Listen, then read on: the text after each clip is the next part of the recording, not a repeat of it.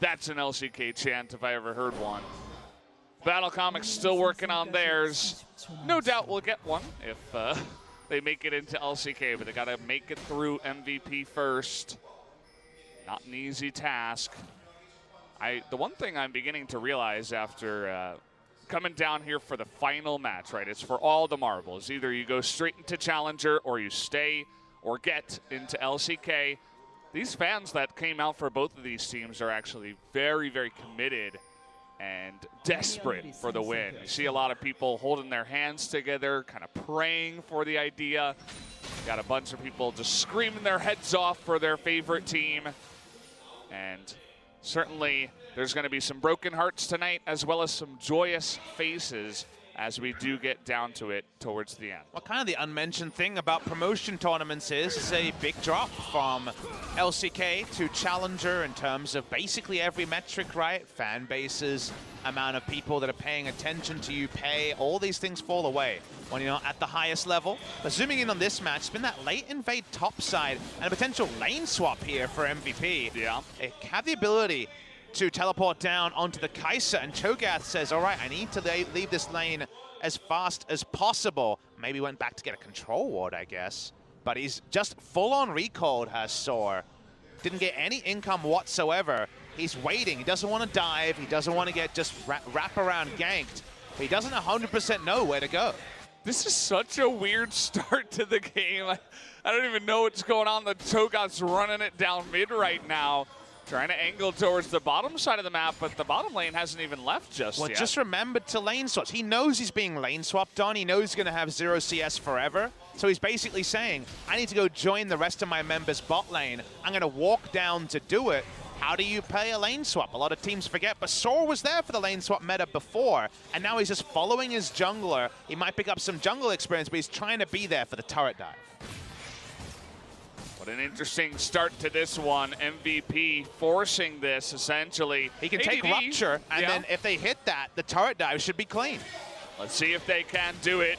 Miss on the Rupture, and actually dodge on the Binding as well. Hollow not able to get on in there. This is perfectly handled by ADD. Actually, the first blood will go to the Xayah, but here's Pilot, and down will go on Fleek on the backside. 1-for-1, he handles the dive. Sword tried to make the 2016 meta come back when it comes to these lane swaps, but the issue is the ramping damage on the turret is much higher than before, and Hollow basically gets one-shot by the turret.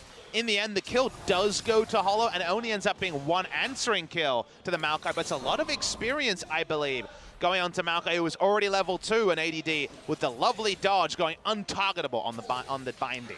Handled it perfectly. You flash the Rupture. You get right underneath that Binding with your own Twisted Advance, and Onfleek just barely died to the minions. Another change, of course, 70 armor and MR. When you go through and have the W, and the Aftershock proc was very relevant there at level 2, so well handled by MVP. We end up with the same lanes, and amusingly saw doubling the CS of the Maokai, but Maokai is already well on his way to a Catalyst, so a lot of crazy stuff already, but here's the Predator. Zonfleek, he wants that flash here on Ian, gets the barrier too. That was definitely not necessary as it blocked 0 damage from the gank. That was, oops, definitely a scaredy cat moment coming through from Ian, who's... How about a return? It's looking very possible. Onfleek doesn't play around too much, it seems. He loves to turret dive. Hasn't power farmed this game. The Sejuani and all the madness actually has a camp and a little bit advantage when it comes to the jungle numbers. Dove knows at the moment he hits level 6, he's got double summoners and a lot of kill pressure onto Ian. That's going to be one scared Syndra. I wonder what he's going to go back and buy, but it's probably not going to be pretty regardless. Maybe just a Null Magic Mantle, try to stay alive in the lane, but you just have the Olaf return. I think it's going to be up to Yondu as well to try to help out the Syndra. Just hope that he does not get dove underneath that turret. And you talk about that as an option, but it actually needs to be the reality, because you consider the team comps here. We're kind of alluding to this when the Fizz was locked in. Consider the Fizz in a team fight where he throws down the fish, and worst case scenario, it gets stopped in its tracks by Braum and nothing happens. best case scenario, one of these tanks is going to eat it up, right? It's Maokai Sejuani Braum, about the tankiest frontline we've seen in a very long while. Urgot looks at these guys as, man, I'm tanky, but I don't know if I'm this tanky. So we have an ultra tanky frontline, and that means Fizz very unlikely to do too much. Meanwhile, MVP, both their threats can push damage through a frontline with Scatter the Weak, and also the Kai'Sa being able to skip past a frontline. So I think front-to-back teamfights are basically auto-won by MVP if this is an even gold game from mid-game onwards. So camping mid, getting the Fizz fed, and starting a 1-3-1 is probably the only win condition, not the central win condition for Battlecomics. Given that reality, make sure that Ian does not die before his summoners come back up. Look at the items that he picked up, just Sork boots. That's going to help to dodge the fish, but it's not going to give him much survivability. Yondu here on top of a ward, actually. Cho'Gath Soar will make his way down, secure that Scuttle Crab. Nice vision control so far by Battlecomics on the top side of the river already. And yeah, this is it. I mean, Yondu's just going to have to sit around here and say, hopefully you don't gank my Syndra, because this is the obvious moments where they would like to get the kill. And this is definitely the right thing for him. Basically, Yondu's job is to farm Raptors and Wolves and then come back mid lane. That's really what he needs to do. The only camps he can go to are the ones that are generally in the right direction. When barrier's back up, which is about another 15 seconds, he can be a bit more liberal with moving around the map. But given, again, how Battlecomics have drafted, where they've really made it all about the Fizz snowballing or kind of losing from there, very important that Yondu just keeps on his primary objective of keeping the Syndra alive. Yeah. You got a lot of stuff that would like to get to the squishy, soft underbelly of the MVP composition. The Olaf, you mentioned the Fizz, the Olaf, the Cho'Gath as well, trying to get on in there. Xayah's going to be hitting tanks in the front line. It's going to be really hard. We saw Xayah versus Kai'Sa yesterday. Didn't look very pretty once the game got really late. But we'll see if Battlecomics can get this lead here. They can get it started. So far, things are very even across the board, even after that really wonky start we had in this game. Here it is. Fizz is going to miss. Still going to think about it here, though. The Predator is on, and, well, okay. Dove actually altered for damage there, mostly trying to go in. I think you need to hit at least one spell to make that one work. The fish goes wide. The window is now snapped shut for a while. And by the time the fish is up, the flash might be up as well. It's bot lane. Trying to flash on in there was Joker. Pilot gets extremely low. Yondu is over a ward, but he's level 6. Gonna try to land that ultimate, but it does go wide. The party prison in full effect for today. You do forget that we are battling for 10th spot in the LCK today, so have to remember and adjust the expectations of skill shot accuracy accordingly. Bit of mulligans, we would say. If we're playing golf, you get another shot. You only get one mulligan, though. MVP in Battlecomics, and I'm hoping for the level up on the next ultimate. So speaking of ultimates, Dub doesn't have his, but he's here anyway. Max could be in a lot of trouble here. We don't have the fish ready for Dove just yet, but together they could do a ton of damage. Already the Ignite coming on in. Binding does land 2, but it does not matter. They're just going for this turret. And getting the turret and accelerating the game may not be a solo kill in the mid lane, but it still plays that win condition. Do notice that this is a shared gold bounty here. We're not able to give solo gold to anyone. I guess Dove is probably the person you'd go for over anybody else involved in the kill. It doesn't happen. They back away with the turret. We've seen Battlecomics already attempt one macro play, and it kind of had egg on their faces trying to dive the Maokai when he was level 2. Let's see how they use a pre-10-minute turret and keep the game pace up. Like the small roam on down there from ADD, and actually a pretty large wave was in the mid lane pushed in by Ian in the roam from Dove. So even though he picked up some of the farm, some of that turret gold, he did miss some of the XP and CS, the gold in the mid lane. Hollow has mainlined his Stormrazor as the Berserker Greaves rush, going reckless style from Pilot, has of course slowed down that item. Hollow feeling pretty good about the amount of burst that he's going to have. Battlecomics are actually returning bot lane. I imagine the Infernal Drake is what's keeping them on the bot side. Look at all the pings right now on that Drake, right as you say. You can't even see what's in there or who's in there. There's a Morgana on top of it, trying to clear out the vision. That's what all the pings were about. No wards in the pit currently, but certainly On Fleek is ready to go. Gonna put it down. Take a look at all the vision here from Battlecomics. There's 4 wards to the right side of Fizz. There's now a control ward on the Dragon as well. Basically, do not have an idea this is going on. They may just go for a trade, though, as they are going in for the Rift Herald is Yondu. Definitely going to be a freebie Inferno, but just the fact that Yondu feels confident enough to start this lets you know that they think they're trading. So they're aware of the Drake being started, but no real way to answer it. And when Sock Boots are not defensive, so he actually has some threat. And MVP are here first, but Predator's props, they're not giving this one away for free. How about double TP from the bottom lane? All of a sudden, Max and Pilot are here. Battlecomics got to be real careful about getting in there. They do successfully reset the Rift Herald. Is going to restart up, though, as MVP with 5 members, they are desperately going for this Rift Herald. Would love the objective. Do notice that most of the vision placed is bot side from Battlecomics, so MVP are actually not playing around a weak area. Their information, let's see if something can start this, though. See, On Fleek is getting in position, has that smite available, wants to get in, is not going to get it as Yondu smites it away.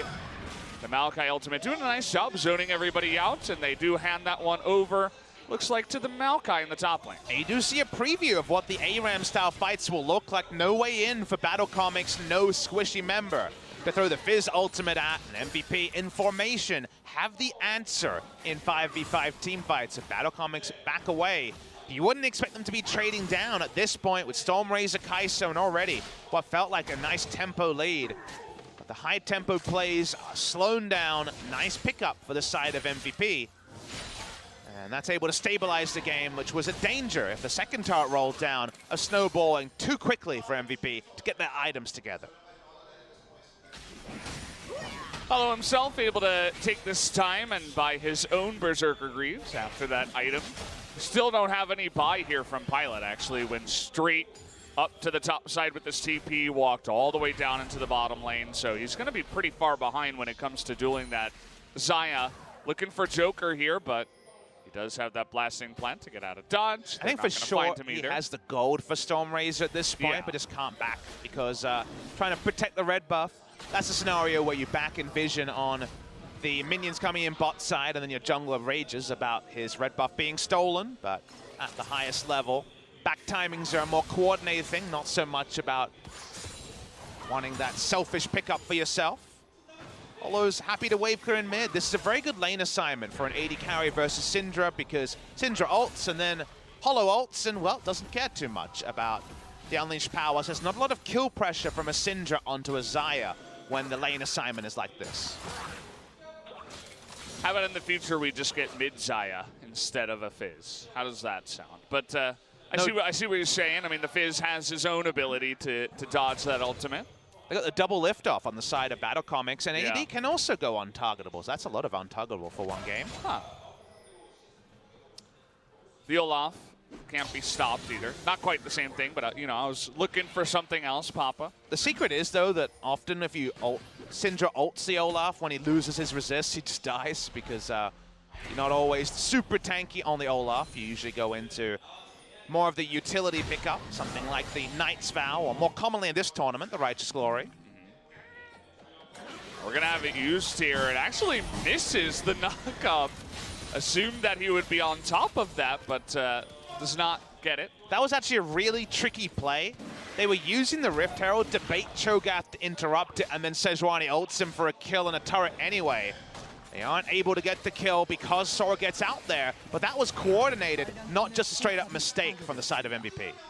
Yeah, still a little bit disappointed that Sora missed, but hey, you can't get them all. Ian now in a little bit of trouble is going to be backed away from the turret, as Battlecomics is going to respond in kind by everybody getting on in there. Binding does miss on the Ian, which means that doesn't unlock Dove to go aggressive, but hey, nice little trade there. Only unfortunate thing is that up in the top side, you're losing extra health. Longer lanes aren't necessarily the worst for the side of Battlecomics, because Fizz already is going to be far trumping Syndra in a long lane, and we got 2 long lanes now, top and mid lane. In fact, all 3 lanes, because at least 1 turret are down, have chase potential, and man, Fizz is good on the chase. Merc treads into the Protobell We were actually discussing the latest Korean solo queue trend right now, which is one that Crown would love to hear. Aftershock Lissandra is looking like a potential there. If you guys see this at Worlds, remember Papa sent you when it comes to the Aftershock Lissandra, because we know about the Aftershock Galio. For similar reasons, Aftershock Lissandra rustling the Proto Belt is actually going to be an interesting choice at Worlds. Definitely sounds really strong. I haven't seen it in effect, but just all those resistances right as you're on top, basically in melee range, as the Lissandra means that you lose some damage from the electrocute, but you have so much more survivability for those seconds. So 70 armor and MR and a little bit of burst from the Aftershock proc is a lot, and you proc it whenever you want it, because it turns out she has a whole lot of CC. That's very true. Trying to go for their own push in the bottom side here is MVP. Battlecomics respond in kind. 4-on-4 down on the bottom side. Ian trying to push the mid lane, but actually Soar with his TP up is getting a lot of value up in the top lane. Looking for that turret as ADD gonna start the zoning ultimate here. They really want this turret. They don't have a lot of defending, as you can notice. There's no wave clear to speak about with these three champions. Olaf somehow the best wave clear champion. Soar at the same time pushing in, gonna draw a teleport out of Maokai. Not going to be the turret just yet. Looks like actually more damage was done in the top lane by Soar. So interesting idea. You can tell what MVP are trying to do, but doesn't quite pay off. Time to run out of people. This Fizz can kill. I see a stopwatch onto the Syndra. Sejuani, Maokai, and Braum are getting there. I guess Sejuani's maybe still killable. Kai'Sa's just not interested in being in the same lane as Fizz, so put all that together, need to stack up objectives, and while the second spawn Ocean isn't ideal, you need win conditions where you can get them, because we've already outlined a couple of times that most conventional ways that a game ends don't seem to suit Battlecomics as the game goes on. Yeah. MVP were definitely having Christmas early, Christmas in September, I guess you can call it, with the Kai'Sa not being banned, and they just lapped that up immediately. First pick. We're able to pick around it. Now they're looking for on fleek, gonna force out that ultimate essentially for free. So ADD was not spotted there. Hollow was showing bot side, so a good time to engage and get something. Bit of a micro objective, getting away the Olaf ultimate, but you take what you can get when the cost is 0. Hollow's spotted on a ward, just trying to understand what's going on the bot side of the map. He only has limited information. Control ward and red ward is a start, but just spotting out what's going on. MVP re-invading for their red buff. You were talking about securing a red buff. 4 people return to secure the red buff as they're looking for a pick on the Hollow, who can actually be very slippery. You might even need 4 people if you want to get that kill. Doesn't end up staying. We're just here at 1-1 at about 18 minutes into the game. This isn't no Battlecomics versus Dom1 Gaming Game 3. No. That just never ended with the actions. You know, much more balanced. I could do with a few more of those. That was really fun. Game number 3 there. That was, what, 41 kills in 34 minutes? Things that happen in China that never happen in Korea. Yeah. Now we have 2 Abyssal Mask top laners hitting each other. The fun never ends, Valdez. Okay, TP is coming in as Battlecomics actually looking for some kind of a flank onto the backside, but now it's actually ADD versus Soar here. The feast not available for Soar, but you got 2 other members coming on in, and it looks like they went a little bit too far. Do they have the damage to take out ADD? Absolutely, with the Olaf and the Fizz coming in, but the rest of MVP looking to join on up right now. TP is gonna come in as the prison does land, but no follow-up from MVP. Pilot could have ulted in, but it would have been a one-way trip and a 1-for-1, killing the Cho'Gath, who doesn't choose to pull the trigger. Battlecomics in formation. The item's not complete yet for MVP. Nice moment for Battlecomics. Yeah, definitely a good one. The idea was there, but they didn't quite see the rest of Battlecomics coming up the river, especially those 2 very dangerous members, the Fizz and the Olaf. They had no vision in the river at all, and they were chasing into a blind brush, so I would say definitely got to be a little bit more careful next time around. Remember, this play was started by MVP, and you got to credit Soar. Again, if there's one thing this man can do, it's teleport and play tanks. He never uses his flash. So many people would have used their flash when they knew they were being flanked so far down the lane. He takes the comms, knows his team is coming, and never actually uses his summoner. Like we mentioned, Pilot could have gone in, but it would have been a one-way trip. Yeah. So he chose to hold on to his summoners and not go for the 1-for-1. The interesting thing about that was I just said there was no vision in the river, but actually the Scuttle Crab was there and the Fizz walked over it. There were multiple pings that said, hey, Fizz is coming. I think they thought it was only Fizz, though, because the Olaf used the blasting plant and was out of vision. So they were only thinking about a 2v2 when, in fact, it was a 3v2. So nice sneaky moves there from On Fleek. And again, Battlecomics need to keep making these moves. They need to keep trading up because MVP finds 3 kills there. Maybe just compositionally wise, Battlecomics throw up the white flag and say, okay, maybe game number 2. So every time they make the right play, every time we see a nice little move like Soar pulled off there, we need to compliment them. They've got that win condition. It's narrow but alive at the juncture of items we're at right now. Fizz has been holding on to Fiendish Codex and this stopwatch for a long while. Needs to jump in power, needs the one-shot potential if he does find that pick onto MVP. We'll see what he does go for in terms of items. Does build into the Zhonya's. Could get it early, but maybe he's saying, hey, I want to use my stopwatch first before I go into that. Maybe then he'll go for the buy. You'll probably need it every team fight, though, so I think Zhonya's second is fine in this game. Lichbane maybe afterwards for Dove. It's kind of where my mind goes when it comes to Fizz builds. It's going to be the Black Cleaver build from Olaf. You might say then he's not going to be so tanky. If his tankiness becomes a problem, they've probably already lost the game. So I'm a fan of the Black Cleaver.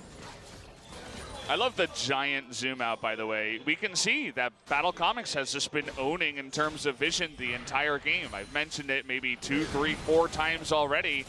And the SPO TV Observer's on top of it, getting us the wide shot that show you exactly that. MVP really struggling to take any control of the map, and that's because Battlecomics definitely have a lot more threats right now. And the reason it's relevant is that Battlecomics, after all this pressure, want to kite downwards, take another Infernal. That's the exact trait you're looking for if you're Team Battlecomics after the second spawn Ocean.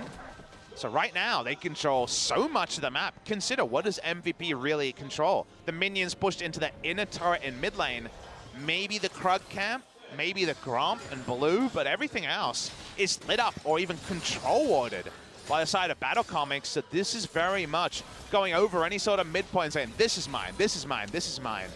Feels like some real imperialism by Battlecomics. They're taking the rift away from MVP.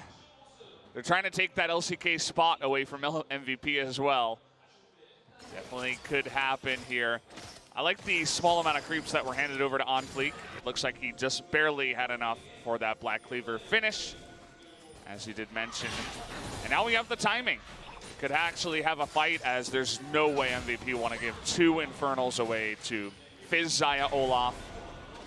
Definitely a scary thought. Going to be started up here. The side of Battlecomics should have our first big 5-on-5 fight here if MVP do want to challenge, but actually, take a little bit of time. Joker in position, trying to get on in there. It actually does reset. In goes the Party Prison, is going to hit, but it was not going to matter. Joker a little bit out of position here. They're just going to trade the kill onto him. Battlecomics pick up their second Infernal of the game in trade for only 1 kill. MVP also have positioning on mid lane, and Battlecomics wave clear is only Xayah. So this could actually be a mid lane turret. In that case, MVP actually get a pretty good trade. Able to force Battlecomics completely out of position. Double Infernal does muddy the waters, but I still stay staunch in my belief that there is a timing where Battlecomics just can't penetrate through the insanely tanky front line of MVP. So in the end, this is about as even a trade I think you can get after all. Good smite there by On Fleek. Secures it. Joker not sure about the positioning. Maybe you land 1 binding, but you're a Morgana against a bunch of tanks that can jump on you with just 1 click, and a Kai'Sa who's immediately going to follow up. So got to be careful about not getting caught. Seems to be Joker's thing here in the promotion tournament, at least, getting caught. Not really the thing you want people to remember you for. No. If he was to be eliminated during this match, I guess that would be, in fact, the storyline for him. Zhonya's done for the Fizz, so all about a one-way trip, hopefully, to find either Ian or Pilot. Basically, the items don't really get any better relatively for Battlecomics. They've got 2 items on most. MVP has some good items themselves, but this kind of has to be the time where you go for the Feast or Famine play. Notice that it is not a Banshee Veil second for Ian. I think in most games, that's where you would go. He's just interested in not dying to the Fizz and will actually go Zonias against Battlecomics for the ability to drop that Fizz ultimate. Definitely is the idea.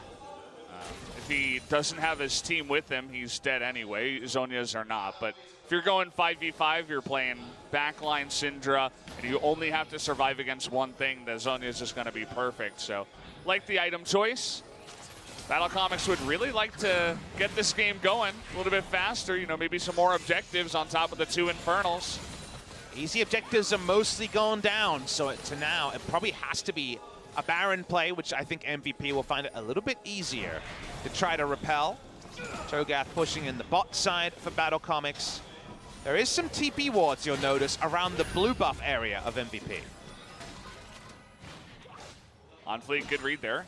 Knew that the Kai'Sa was around and is still actually getting pretty aggressive in here, looking for a target with that Predator that did just, well, is just barely now coming off. He's overstaying a little bit, trying to clear this control ward alone. Joker can walk up, but give him a black shield. It's not going to be as big a point. They back away. They got some TP wards. Fizz starts chasing onto the minion wave, and now we're seeing a lot of people coming for ADD. It's going to be that 2-on-1 onto Soar. We'll see if they can actually get it. You see, Soar is just unbelievably tanky. Pilot really doesn't have the items just yet to stick on to him for that long and doesn't want to overstay lest Battlecomics go directly for the Baron, and so they let him go. While it's a 2-item Kai'Sa, remember that the majority of that was him stacking the Ginsu Rage. If he's able to pre-stack, he'd do a lot more damage in a short amount of time. By the time he had 6 stacks, the Cho'Gath was fully disengaged. So nice little escape there from Soar. Battlecomics use this time to push up the minions, but not even going to get the inner turret. They've got a nice control ward triangle. Don't have one on the pit, don't have scuttle control, so MVP can still back away and not be as worried about Baron going down. Yeah, if the scuttle wasn't there, 3 people backing right now, they could have maybe just rushed down the Baron. But probably if MVP didn't have that vision, 3 people wouldn't have been backing. So kind of chicken and the egg there. You see the scale of this is not that large. It only got to about 2,500 ahead for Battlecomics and has now settled around a nice 2,000 gold lead, which isn't half bad for MVP nearing 30 minutes. It's a sort of game where if MVP were throwing themselves into the action and Battlecomics were getting advantage in that, we'd criticize MVP saying, you got the scaling, remember how you win this game, take it easy. I think MVP have taken it easy. I think they've been adequately respectful, which not always something you can say about MVP. They can be a bit too foolhardy in their aggression. So I think so far MVP should be very proud of the spot they find themselves in, but it feels bad as a pro player to see action and always kite back and always second guess. That's why scaling comps can be undone more often than not, because they just don't have confidence they're making the right moves, because your first thought is to kill, your first thought is to pillage, and that's not what MVP can do until later in the game. They're happy to sit back. The one thing that Battlecomics do have for a late game, you know, I understand compositionally, obviously MVP is going to be very far ahead, but you take a look at the farm right now of Hollow. He hasn't really been the name we've been talking about on the side of Battlecomics. It's been basically always Dove and On Fleek, but take a look at 340 CS, about 40 ahead right now of the Kai'Sa. Should be proud of that at least. Now looking for a play here onto Yondu. In goes the Fizz. They do have a nice amount of damage. There's the Beast straight in the face. Ian is going to have that Zonias, and On Fleek getting super low, but has a stopwatch of his own. How deep do they go? The binding is there onto the Kai'Sa. They're going to be jumping on in for it, but a flash away might be enough. They're going so deep for these kills, and everybody's super low, but it is going to pay off in the end. 3 people go down, an extra kill to Pilot, but they still win the fight. They do win the fight, Valdez. A super committal from both sides when they need to at 29 minutes into the game. They lose their smite, but they don't care. They want an inhibitor, and to make that next Baron even safer.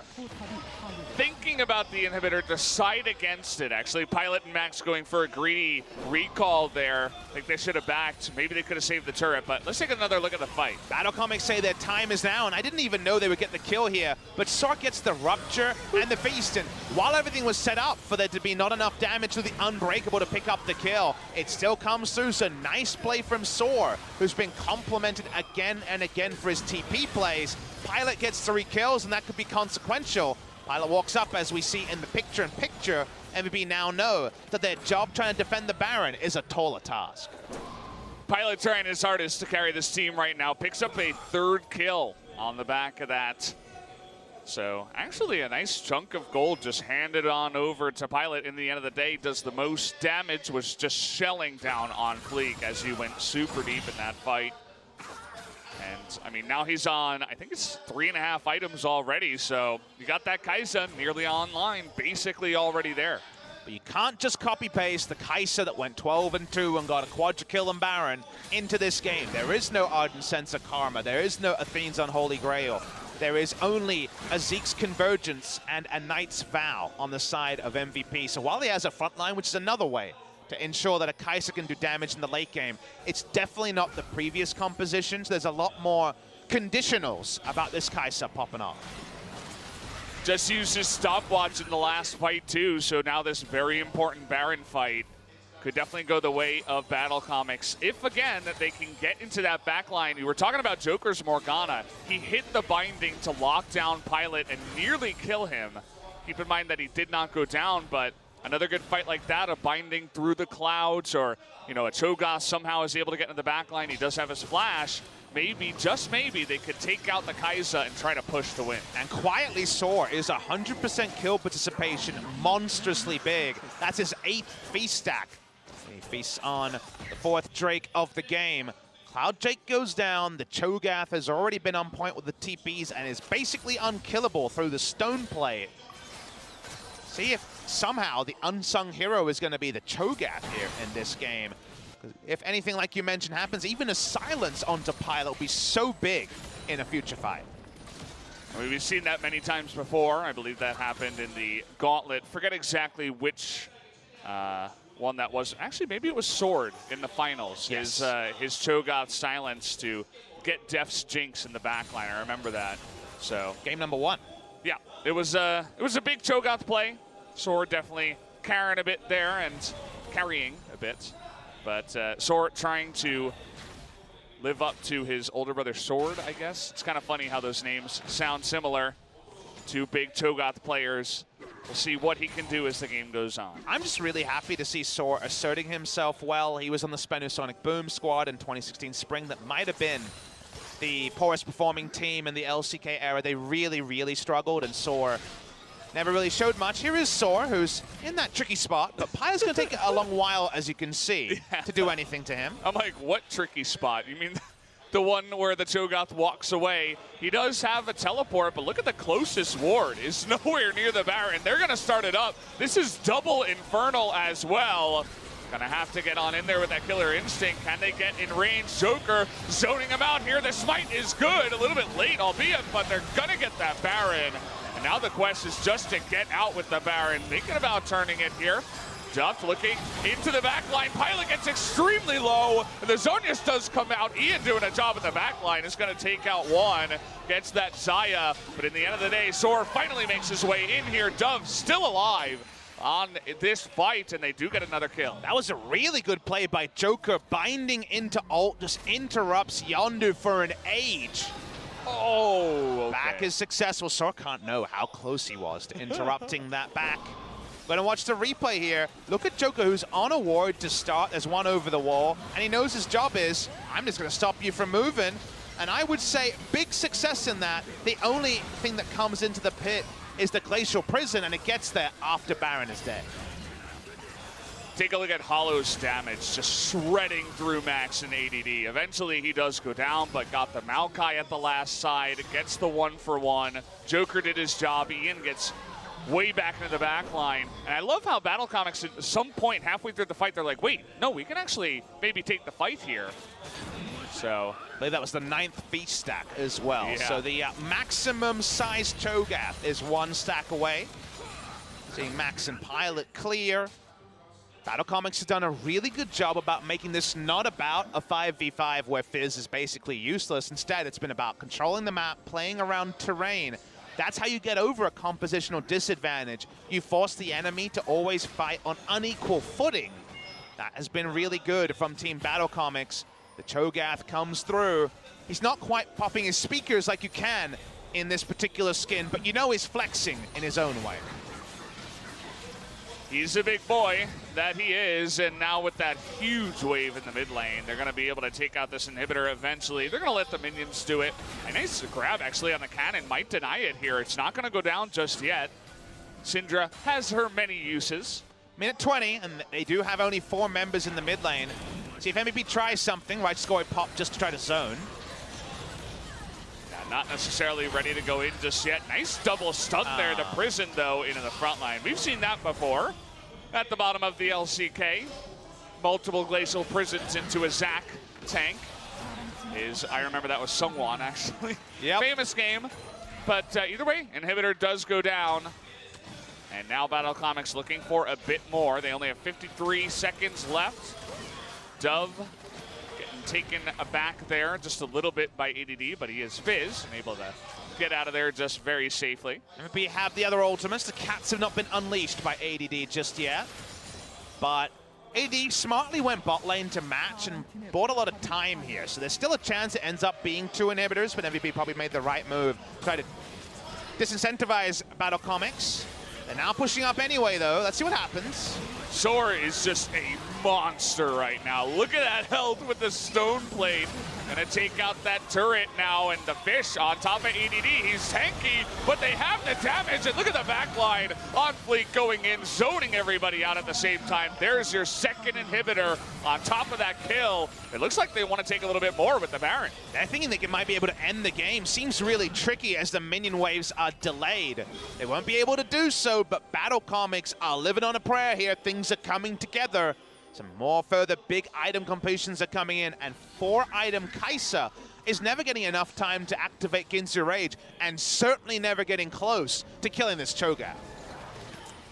Nobody's really going to get close here. Just picking up more and more items as he goes, is nearing that 5th item.